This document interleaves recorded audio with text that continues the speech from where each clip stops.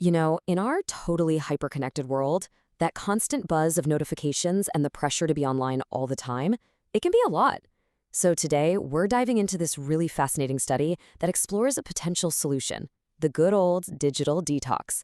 But the real question is it a cure for our modern-day stress, or is it just a temporary fix? I mean, seriously. You know that feeling, right? That constant pull to check your phone, the endless river of emails, the sense that you can never, ever truly switch off. Well, if that sounds familiar, you are definitely not alone. It's a shared experience for so many of us, and it actually has a name. So let's start by breaking down what researchers call the always on problem. And just so you know, it's more than just being busy. It's a very specific kind of psychological strain. And the official term for this is technostress.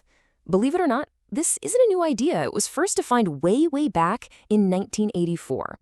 It's that specific distress we feel when we just can't cope with all the demands of new tech. Back then, it was probably about adapting to a clunky desktop computer. Now, it's morphed into managing an entire digital universe right in our pockets. So, how does technostress actually show up in our daily lives? Well, I have a feeling these symptoms are going to sound pretty familiar. We're talking about that brain fog, cognitive fatigue, feeling emotionally just drained or completely burned out, a general sense of irritability, trouble sleeping, and even finding it harder and harder to get motivated for work. It takes a heavy, heavy toll. Now, the study we're digging into today focuses on a really high-pressure group, government IT workers. For them, technostress is on a whole other level. I mean, think about it. This group is under some intense pressure. And it's not just about the tech itself. They're expected to be connected constantly, even after hours. They work under high levels of surveillance with very little personal say in how things are done. And on top of all that, there's this huge cultural stigma against asking for any kind of psychological help. It's basically a perfect storm for technostress. So to try and tackle this massive problem, researchers designed a really interesting intervention, the Digital Detox experiment. The setup was pretty simple, but really powerful. 15 of these IT employees volunteered for a 2-week program. And the core of this whole thing involved structured, completely offline sessions. The goal was to give them a real break and some new tools to work with. Now, this program wasn't just about telling people to turn off their phones. No, it was a structured 4-step process. First up was awareness, helping them recognize their own personal stress patterns. Then came boundaries, learning how to actually set limits on their digital use. Third, and this is so important, was help seeking, directly tackling that stigma around getting mental health support. And finally, resilience, building skills to manage anxiety and regulate emotions, a really comprehensive plan. So, the million-dollar question, did it actually work? Let's get into the results and see what really changed for these employees after just 2 weeks. The answer is a big, resounding yes. The main result was a huge drop in their total digital stress levels. The average score went from 49 all the way down to just under 37. That's a massive, statistically significant reduction. It proves the intervention had a powerful, measurable effect. But, the results had some nuance to them.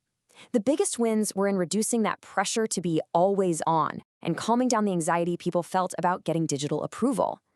But, and this is interesting, some of the deeper habits, like FOMO, the fear of missing out, and that general feeling of being overloaded with connections, those didn't really change much in just 2 weeks. It kind of suggests those are much tougher nuts to crack. But here is what might be the most incredible finding of the entire study. Beyond just lowering stress, the program significantly changed how people felt about getting professional help. Their average score for positive attitudes towards seeking psychological support actually went up. In a culture where that stigma is such a huge barrier, this is a massive and really, really hopeful outcome. So why did that happen? Well, this quote from one of the participants really gets to the heart of it. By creating a safe space for them to talk openly, the program just shattered those feelings of isolation. Once they realized they weren't the only ones struggling, it made it so much easier to see asking for help as a sign of strength, not weakness. Okay, so what can we all learn from this? This last section is all about a practical toolkit to help you maybe start your own little digital reset. Let's look at exactly which new habits actually stuck with people, because this is where it gets super practical for all of us. Get this, every single one of the 15 participants set up tech-free zones. Think making the dinner table or the bedroom a phone-free space. A bunch of other huge strategies were keeping the phone away for the first hour after waking up and the last hour before bed. I mean, these are simple, actionable changes that had a massive impact. And this stuff really matters. The emotional payoff was totally clear. As another person shared, that feeling of just being less anxious without the constant digital pings was a huge benefit. It's all about reclaiming your mental space and your focus. So, what this all really boils down to is this: a digital detox isn't just about escaping technology, it's about learning to control it. This study proves that even small, intentional changes can lead to a huge drop in stress and a much healthier mindset. Which kind of leaves us with one final question to think about. Our tools were designed to serve us, right? Not the other way around. So maybe it's time we started taking back control and deciding exactly how they fit into our lives.